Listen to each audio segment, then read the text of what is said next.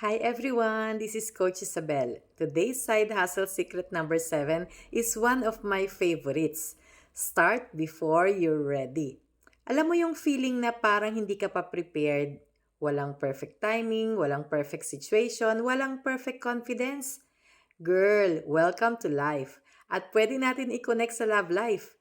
Kung hihintayin mo pang maging perfect bago ka pumasok sa isang relationship, mauubos ang taon mo. Sila lahat may jowa na. Ikaw, naghihintay pa rin maging emotionally prepared. Ayun, naunahan ka. Ganyan din sa side hustle. Kung lagi mong iniisip na wala pa akong experience, wala pa akong content, wala pa akong confidence, hindi ko pa kaya. Aba, kailan ka pa magsisimula? The truth is, confidence comes from doing. Clarity comes from starting. At ang success, nanggagaling sa mga taong may lakas ng loob magsimula kahit may konting takot. Kaya stop waiting for the perfect time. Start with what you have. Grow from where you are.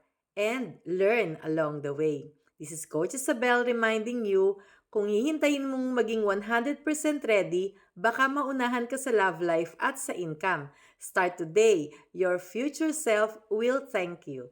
Thank you!